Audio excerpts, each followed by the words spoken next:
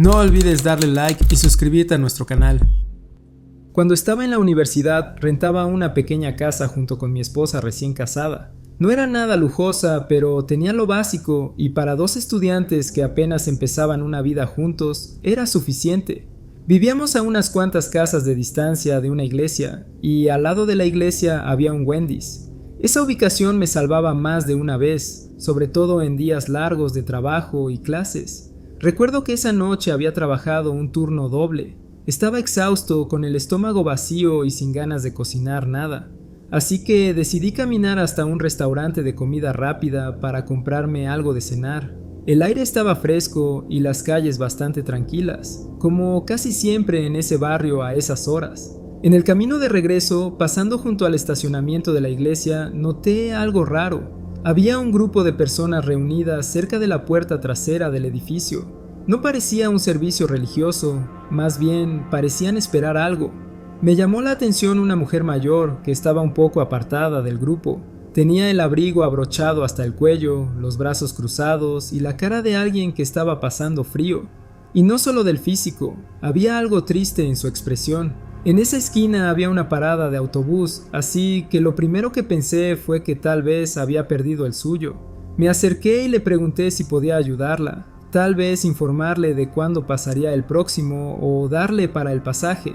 Ella me explicó que no estaba esperando transporte. Resulta que la iglesia había organizado una entrega de alimentos para personas necesitadas, pero no calcularon bien la demanda y se habían quedado sin bolsas antes de que le tocara. Yo vivía literalmente a unos metros, así que sin pensarlo mucho le ofrecí pasar a mi casa. Le dije que podía calentarle un poco de sopa, darle pan y leche. Ella aceptó con una sonrisa tímida. Recuerdo que charlamos un rato, tal vez media hora, aunque la verdad no me acuerdo de casi nada de lo que hablamos. Sé que me contó algo sobre caminar siempre a casa, que tenía un hogar y que estaba acostumbrada a arreglársela sola. El problema fue que mientras más pasaba el tiempo, más nervioso me ponía.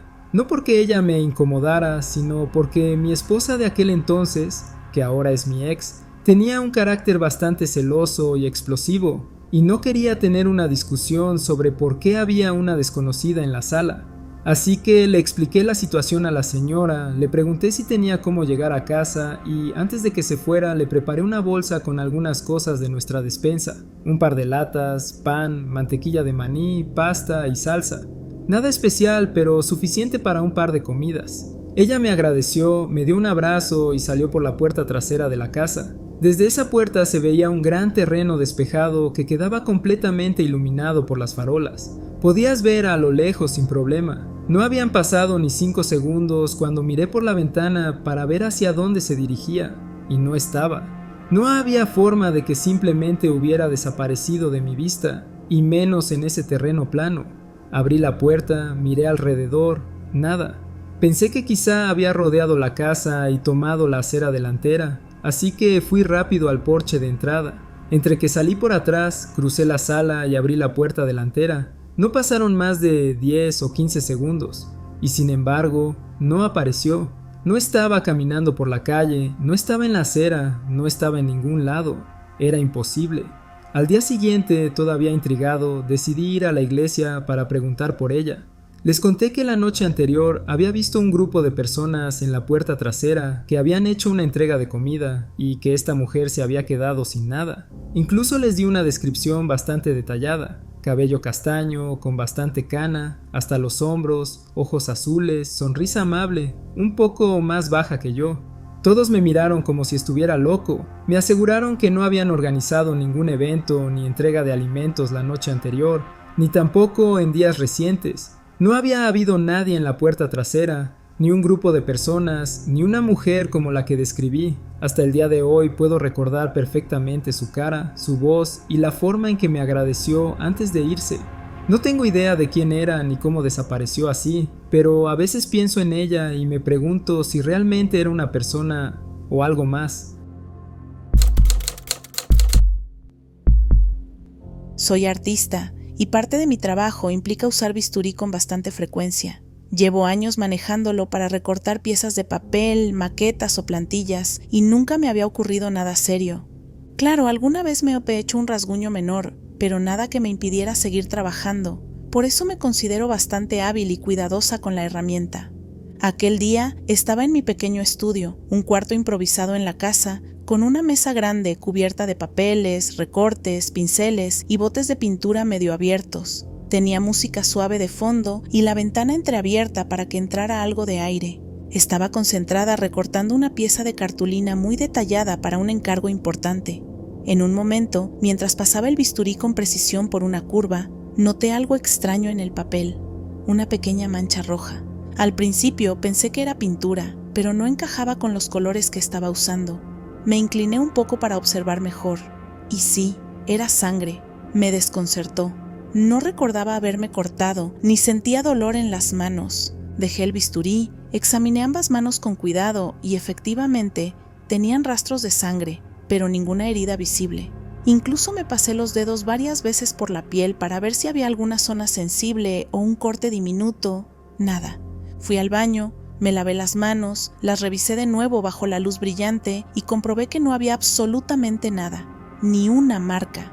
Lo dejé pasar pensando que quizá había rozado algo más temprano, una caja, una lámina vieja, y no me había dado cuenta. Me dije que no valía la pena perder tiempo dándole vueltas. Regresé a mi mesa y seguí trabajando. Pasaron unos 10 minutos. Estaba concentrada en una zona complicada del recorte cuando, de pronto, el bisturí se me resbaló. Sentí el filo golpear mi piel en el mismo lugar donde antes había encontrado la supuesta primera sangre. Miré la mano y ahí estaba, un corte visible, perfectamente alineado con la zona que había inspeccionado antes. Pero esta vez, lo raro era que no había ni una sola gota de sangre. Nada. El corte estaba ahí, abierto, pero completamente seco. Me quedé mirándolo con una mezcla de incredulidad y escalofrío. Era como si lo que acababa de pasar fuera la segunda parte de algo que ya había ocurrido, solo que al revés. Como si de algún modo la sangre hubiera aparecido antes de que la herida existiera. Y cuando finalmente me corté, la sangre ya había pasado y no tenía nada que salir. Me puse una curita, pero durante el resto del día no pude dejar de pensar en ello. Repasé la secuencia una y otra vez en mi cabeza. Primero, sangre sin corte, luego corte sin sangre. Una inversión total de lo que debería pasar. No fue el suceso más impactante de mi vida, pero sí uno de esos momentos que te dejan con una sensación extraña en el estómago, como si por un instante las reglas normales de causa y efecto se hubieran confundido. Y aunque lo conté a un par de amigos, me di cuenta de que era imposible explicarlo sin que sonara como una tontería, pero yo estuve ahí y sé exactamente lo que vi. Yo estaba en el autobús escolar, de regreso a casa después de otro día que, para mí, había sido igual que cualquier otro. Era de esos días largos, donde las clases parecían eternas, y lo único que quería era llegar, tirarme en la cama y no pensar en nada. En mi escuela, a diferencia de otras, los autobuses no tenían una parada general para todos. Nos dejaban justo en la puerta de cada casa. Era un sistema lento, pero cómodo. Y a mí me gustaba porque podía quedarme mirando por la ventana sin preocuparme por caminar de más. Recuerdo que me quedé medio dormido con el vaivén del autobús y el ruido monótono del motor. No sé cuánto tiempo pasó, pero de repente abrí los ojos y miré hacia afuera. Ahí fue cuando algo me hizo sentarme derecho de golpe. Estábamos pasando frente a mi casa. La reconocí perfectamente, con la reja verde y la bicicleta de mi hermano recargada contra la pared. Me asusté, porque no habíamos parado ni me habían llamado para avisar que estábamos ahí. Le hablé al chofer en voz alta. «Oiga, esa era mi casa», se pasó, pero él no me respondió. Ni siquiera giró la cabeza, mantuvo la vista fija al frente, como si no me hubiera escuchado, o como si no quisiera escucharme. Sentí un extraño vacío en el estómago. Me incliné un poco hacia el pasillo para llamar más fuerte, pero antes de que pudiera insistir, miré otra vez por la ventana. Y fue ahí cuando pasó lo raro. No sé cómo explicarlo, pero la vista exterior hizo un efecto como en las películas, como un cambio de escena. Primero todo se desvaneció suavemente, como un fade out, y en cuestión de un segundo volvió a aparecer un fade in, pero ya no estábamos frente a mi casa, ni siquiera cerca.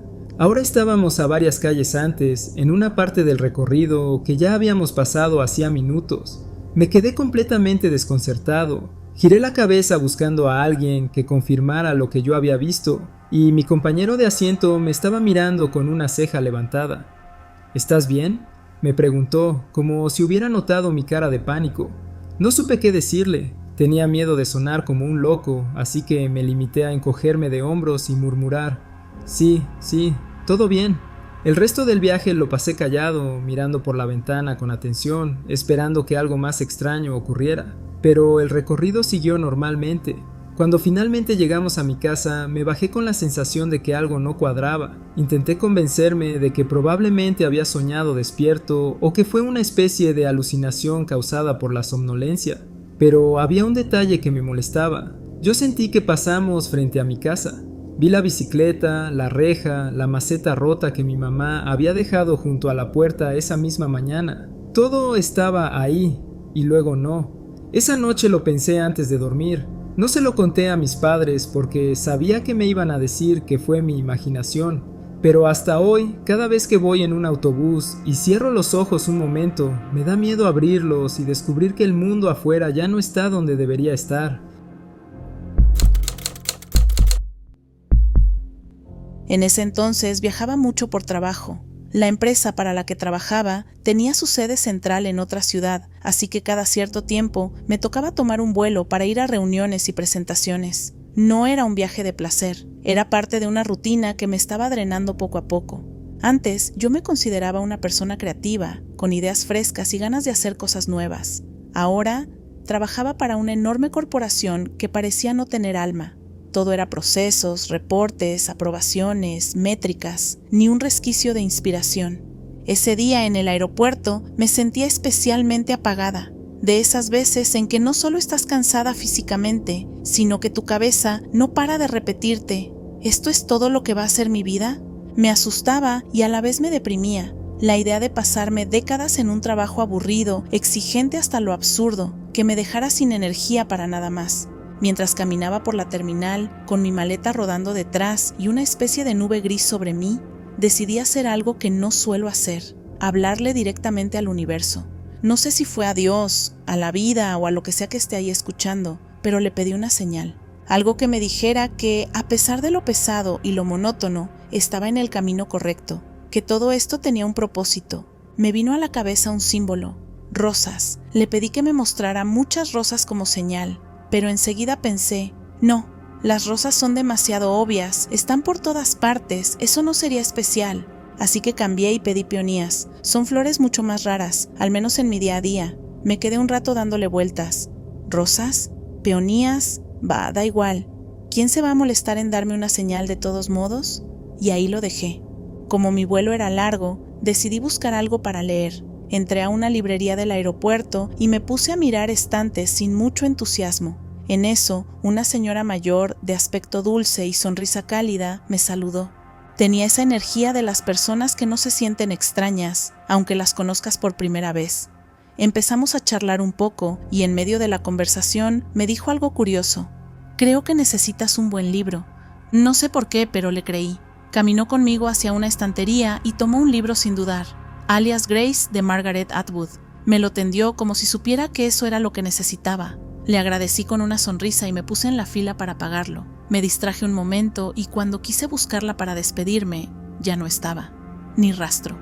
Pagué el libro y busqué un asiento para esperar mi vuelo. Abrí la primera página sin saber nada de la historia, solo para pasar el rato. Y ahí, en la primera línea del primer capítulo, leí: Out of the gravel there are peonies growing. Entre la grava crecen peonías. Me quedé helada. Sentí como si alguien me hubiera dado un golpecito en el hombro y susurrado: aquí está tu señal.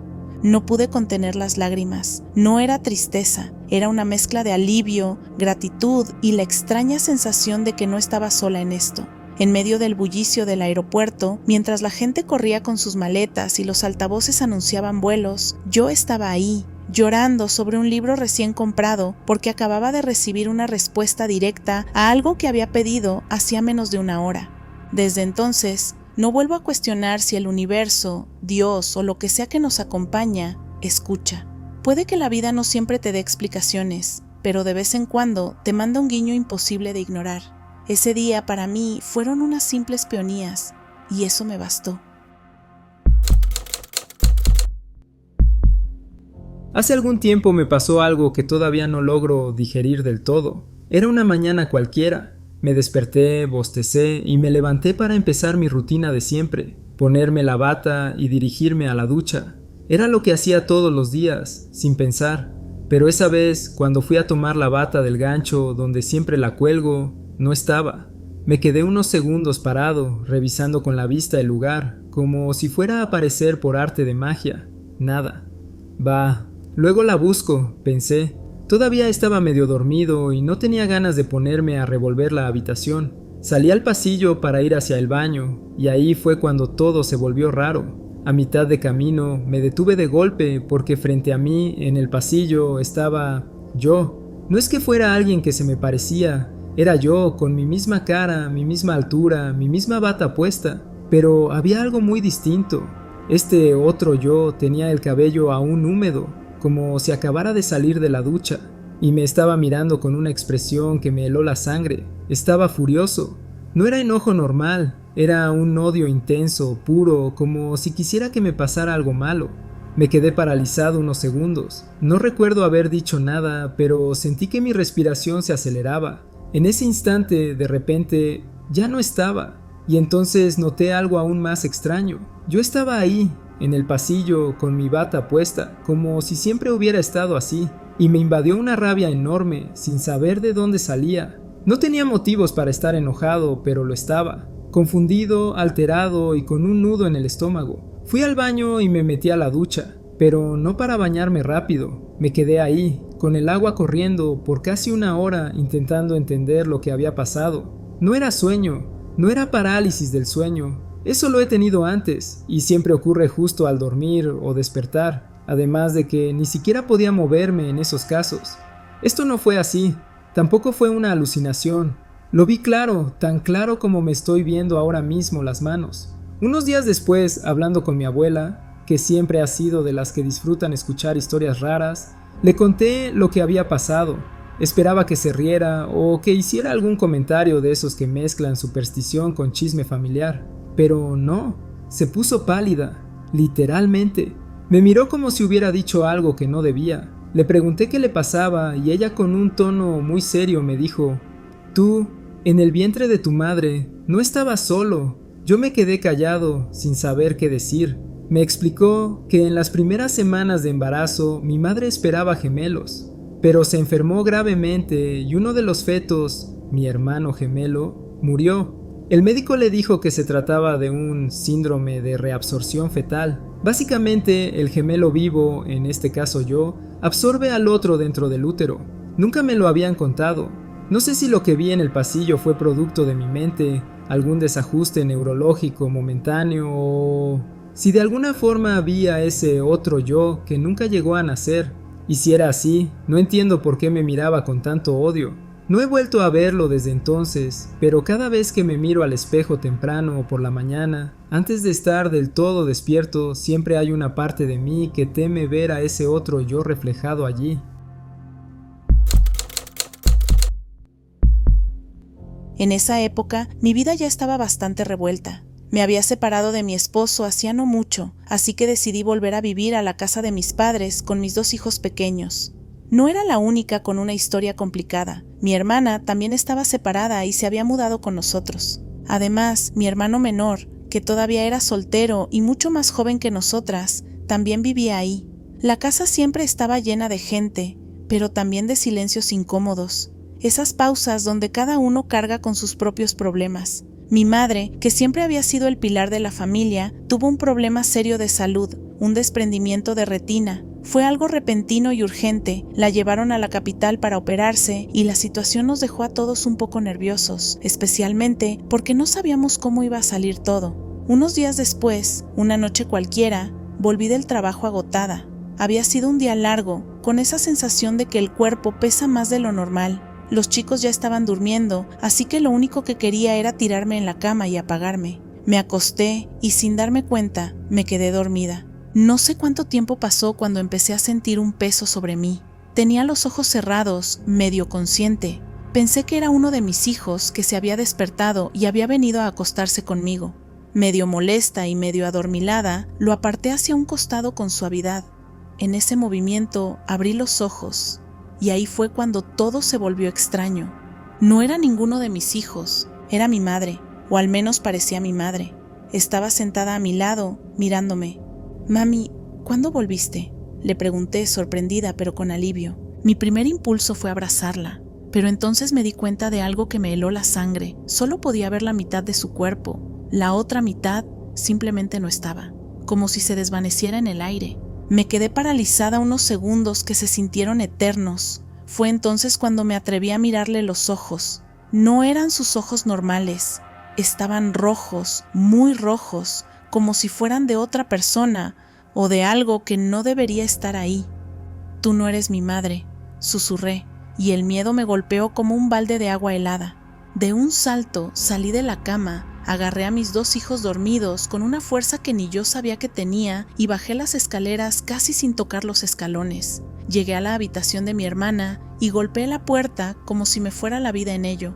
Cuando abrió, no tuve que decir nada. Ella me vio la cara y supo que algo no estaba bien.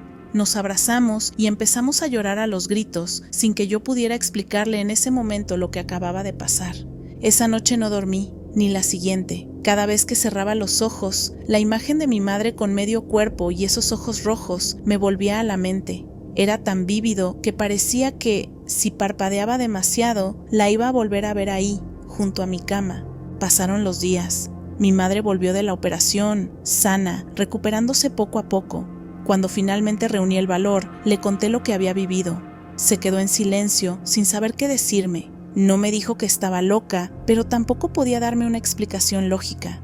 Con el tiempo, hablando con un sacerdote, llegamos a una teoría. Él nos dijo que, durante la cirugía, mi madre había estado muy preocupada por nosotros, especialmente porque yo no dejara solos a mis hermanos. Que quizá, de alguna forma que no entendemos, esa preocupación la había conectado conmigo de manera inexplicable.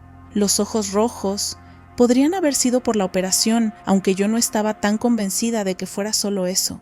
Desde entonces me han pasado más cosas raras. A veces siento presencias, otras las veo. Hay lugares en los que simplemente no quiero poner un pie y siempre, siempre me encomiendo a Dios antes de dormir, porque aunque hayan pasado años, esa noche todavía me pone la piel de gallina.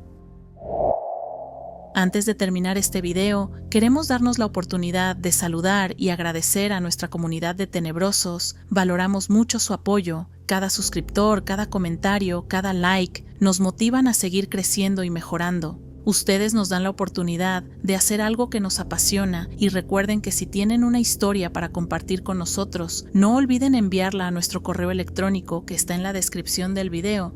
Nos vemos en el próximo universo.